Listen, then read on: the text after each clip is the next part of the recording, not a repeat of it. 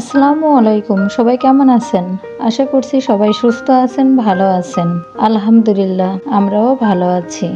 আমি আজকে আরেকটি নতুন ভিডিও নিয়ে চলে আসলাম। আশা করছি আপনাদের কাছে ভালো লাগবে।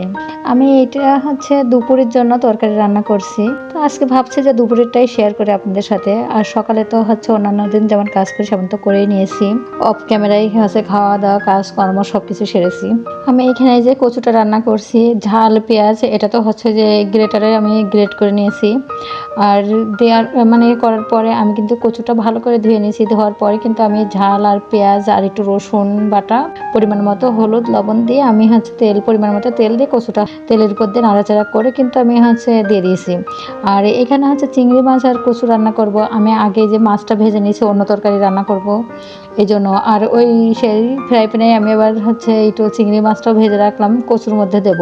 তো আমি অফ ক্যামেরাতেই কচুর মধ্যে চিংড়ি মাছগুলো দিয়ে দিয়েছি।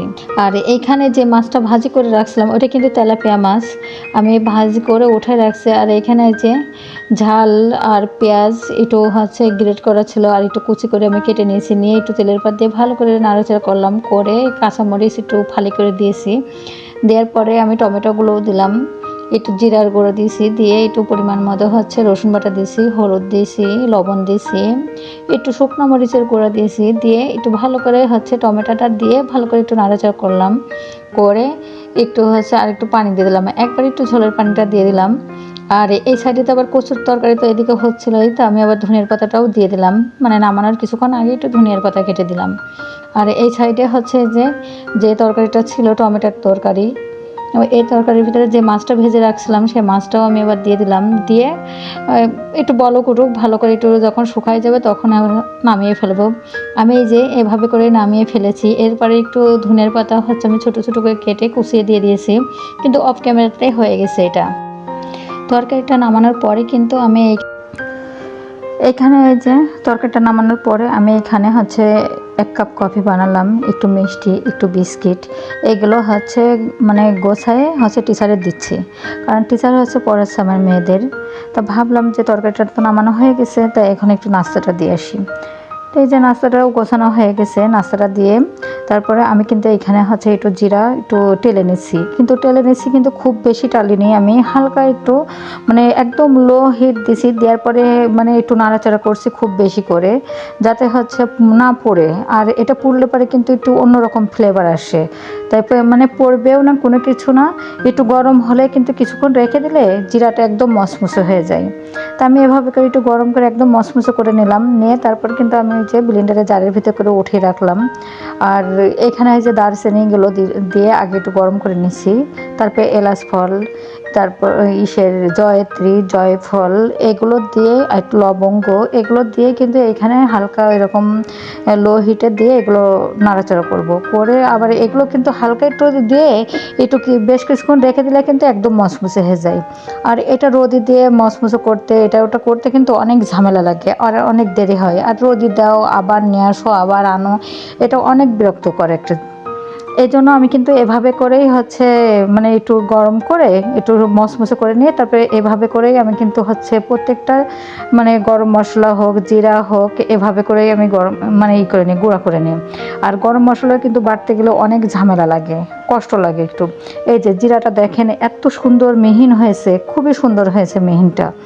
আমি কিন্তু প্রত্যেকটা মশলাই এভাবে করেই গুঁড়োটা করে নিই। আমি বাইরের এই যে গুঁড়া মশলাটা কিন্তু কিনে খাই না, এরকম এভাবে করে নিয়ে আসে, আমি এভাবে করেই গুঁড়ো করে নিই। আর আগে তো একটু বেটে নিতাম, ভাবতাম যে জিরা গুঁড়োটা একটু ভালো হবে না, কিন্তু এখন না সময় পায় না বাটনা করতে। আর একবার বেঁচে যাওয়া, তারপরে দৌড়াদৌড়ি করা, রান্না বাড়া করা অনেক কষ্ট লাগে, এই জন্য এভাবে করেই আমি এখন গুঁড়ো করে নিই। এই যে এটা কিন্তু দারচিনি এলাচ ফল যেটা বলে সেই মশলাটা, দেখেন তো কি সুন্দরভাবে গুঁড়ো হয়ে গেছে, তাহলে কি আর বাটা লাগে? এই যে অনেক সুন্দর হয়েছে। তা আমি এটা ওই যে রেখে দিলাম। আর আমি কিন্তু 1 মাসের জন্য বা 2 মাসের জন্য এটা করে রাখি না, আমি এটা করে রাখি দেখা যাচ্ছে আমার 15 দিন, 1 সপ্তাহ বা 15 দিন বা 20 দিন, এভাবে যে কয়দিন যাই সে কয়দিনই আমি করে রাখি। কিন্তু যত কম যায় ততই আমার মনে হয় যে একটু ফ্লেভারটা ভালো থাকবে, আমি এই জন্য বেশি দিন করে রাখি না, অনেক মশলা করে রাখি না, আমি অল্প অল্প করেই করে রাখি, যাতে ব্লেন্ডারে দিলে পরে পুরো গুঁড়োটা হয়ে যায়, হয়ে গেলে আবার হবে, অল্প দিলে পরে তো একেবারে একেবারে গুঁড়োটা হবে না। এই জন্য আমি সেই আইডিয়া করে দিই যে যে কদিন যাই যাবে। আর আমার মাসকা বাজারে হচ্ছে কি, আমার কিন্তু হচ্ছে ই করে নিয়ে আসা হয় না যে একদম পুরো মাসের বাজার বা এটা না। আমার যখনই আপনাদের ভাই বাজারে যায় তখনই দেখা যাচ্ছে ওই 1 কেজি করে শুকনো মরিচ, জিরা, এমন যে কয়দিন যাবে সে কয়দিনে হচ্ছে যাবে। আবার যে একটু মানে সে আবার যদি যায় তখন আবার নিয়ে চলে আসে থাকতে থাকতেই। আমি কিন্তু এখানে যে শুকনো মরিচটা যে গুঁড়াটা করছি এটা কিন্তু ফ্রিজের থেকে আমি ফ্রিজে রেখে দিয়েছিলাম, ফ্রিজ থেকে বের করে নিয়েই কিন্তু আমি এটা গুঁড়া করেছি, একদম মিহিন গুঁড়া হয়ে গেছে ওটাও। দিয়ে আমি এই যে ময়লার বালতিটাও পরিষ্কার করলাম, করে একটা হচ্ছে পলিথিন দিয়ে আমি কিন্তু ওটা নামিয়ে ফেললাম। ফেলার পরে আমি এই যে রান্নাঘরটা পরিষ্কার করছি, মানে রান্না তো করছি এই কয়দিন, রান্নাঘরটা পরিষ্কার করি। আর জানালাটা তো আজ 2 দিন ধরে আমার মোছা হয় না, তা আমি ভাবলাম আজকে একটু মুছে ফেলি। এই যে মুছে ফেলছি। আর আমি কিন্তু হচ্ছে মানে এইসব কাজ করলে পরে আমি আবার ড্রেস কিন্তু আমার 2-3টা আমার চেঞ্জ হয়ে যায়, কারণ আমি বাইরে যাই, বাইরে গেলে পরে পরা তো থাকে, বোরকা পরা থাকে, তা গায়ে ঘামায় বা এটি হয় বিরক্তকর লাগে। এই জন্য আমি কিন্তু হচ্ছে একটু খুলে। আর আমার প্রচুর অ্যালার্জি। আবার দেখা যাচ্ছে অনেকেই বলবেন যে একই ড্রেস পরেই শুধু ভিডিও কি দেয়, একই ড্রেস পরে, অনেকেই বলতে পারে। আপনাদের তো অনেক ইউটিউবার আপুরা আছে, ভাইরা আছে, অনেকে মাথা ব্যথা আছে কিন্তু, যে একটা ড্রেস বা এটা ওটা দেখলে পরে অনেকেই বলে যে একই ড্রেস পরে কাজ করে, ওনার কি একটাই ড্রেস? এটা কিন্তু না। যাই হোক, আমি রান্নাঘরটাও এভাবে করে পরিষ্কার করে নিলাম। পরিষ্কার করে নিয়ে তারপর কিন্তু আমি এদিকে চলে আসবো। তো যারা আমার ভিডিওটি দেখছেন তারা একটা লাইক দিবেন, কারণ আপনাদের একটা লাইক আমাকে আরও একটি নতুন ভিডিও বানাইতে উৎসাহিত করবে। আর আমার ভিডিও যদি আপনাদের কাছে একটুও ভালো লেগে থাকে তাহলে সাবস্ক্রাইব করে পাশে থাকবেন। বেল বাটনটি অন করে রাখলে আমি যে ভিডিওটাই দিব না কেন আপনাদের কাছে নোটিফিকেশন চলে যাবে। এই যে আমার রান্নাঘরটা পরিষ্কার করতে করতে কিন্তু আপনাদের ভাই হচ্ছে বাইরে ছিল। আমি হচ্ছে রান্নাঘরটা পরিষ্কার করছি, করার পরে আমি গোসল করে আসছি, নামাজ পড়ছি, পড়ার পরে কিন্তু আপনাদের ভাই হচ্ছে দেখি বাজারে এসে, বাইরে ছিল তো উনি আবার আসার সময় দেখে আবার বাজার নিয়ে আসছে। আর ওনার কি সমস্যা, বাজার হাজারও থাক বাসায়, হাজারই করে না, সামনে যদি দেখে সেটা কিন্তু আবার নিয়ে চলে আসে। আমার কিন্তু বাসায় অলরেডি হচ্ছে পেঁপে কিন্তু আছেই, যখনই যাবে তখন 5টা 6টা করে পেঁপে নিয়ে আসবে। আবার আজকেও সেই 5টা 6টা করে আবার পেঁপে নিয়ে আসছে। আমার মোট কিন্তু 10টা না 12টা পেঁপে অলরেডি বাসায় হয়ে গেছে। আর ওনার কাছে যে তরকারিটা একটু যদি ভালো লেগে থাকে তাহলে কিন্তু সে মানে বারবার নিয়ে সেই যায় সে তরকারিটা। এইগুলোই হচ্ছে তার কাজ এটা। তো যাই হোক, বাজারগুলোও আমি যে গুছিয়ে ফেললাম। আবার দুধ নিয়ে আসছে, দুধটাও হচ্ছে উঠিয়ে ফেললাম।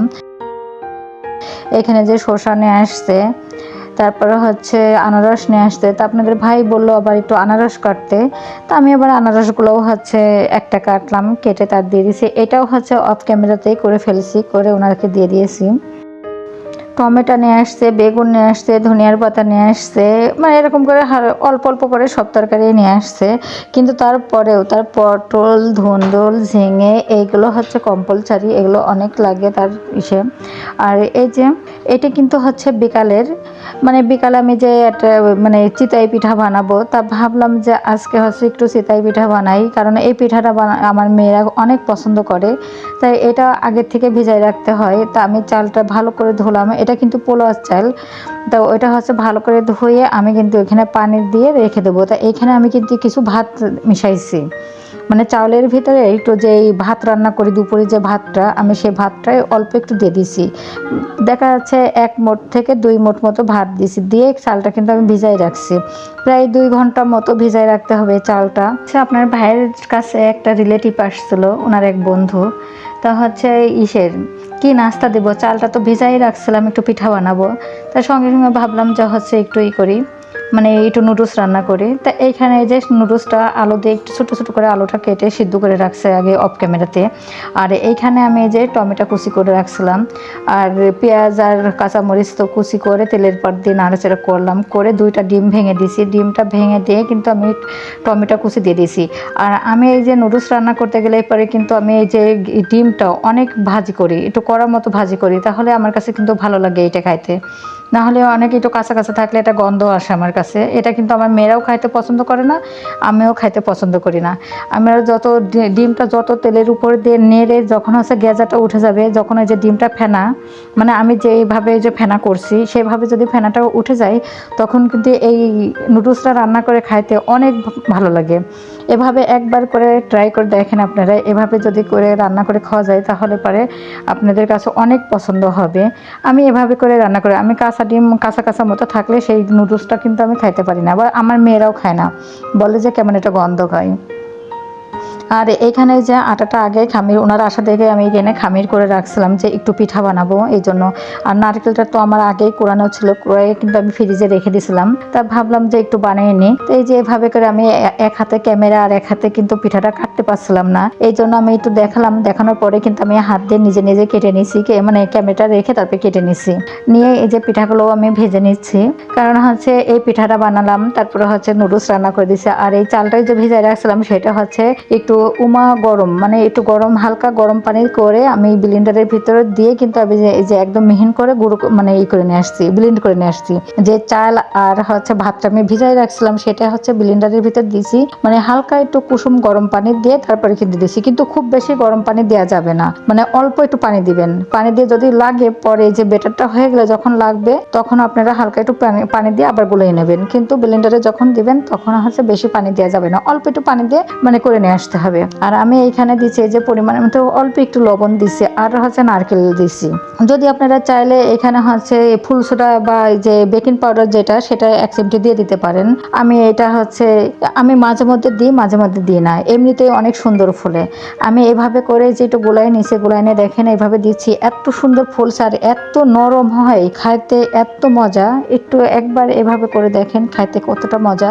আর এই যে এইটা দেখছেন মাটির যেটাই আমি বানাচ্ছি, এটা কিন্তু দইয়ের পাতিল। বগুড়ার থেকে আমার দই কিনে নিয়ে আসছিল, এটা বগুড়ার দই বলে। তো এই পাতিলটা ছিল, আমি হচ্ছে রেখে দিয়েছিলাম, যে ছোটখাটো তো দেখতে আমার কাছে অনেক ভালো লেগেছে, অনেক কিউট লেগেছে। তা আমি এবার পরিষ্কার করে ধুয়ে আমি কিন্তু গ্যাসের উপরে দিয়ে আমি এটা খুব সুন্দর ভাবে পুড়িয়ে পাকায় নিয়েছি। নিয়ে তারপর কিন্তু এভাবে করে প্রায় দিনই এভাবে করে আমি বানায় নিয়ে তারপর কিন্তু খাই। আমার মেয়েরা পছন্দ করে বিধায় দেওয়া হয়। আর আমি এভাবে করে ভিজাইছি, অনেক মজা হয়, নরম হয়। আর এটা কিন্তু বেশি পোড়াইছে, আমার ছোট মেয়ে হচ্ছে পুরানো পছন্দ করে বেশি, সেজন্য এটা পুরানো হয়েছে যে আমার ছোট মেয়ের জন্য। তো যাই হোক, এতক্ষণ ধরে যারা আমার ভিডিওটি দেখছেন তাদেরকে অসংখ্য অসংখ্য ধন্যবাদ। আসসালামু আলাইকুম, আল্লাহ হাফেজ।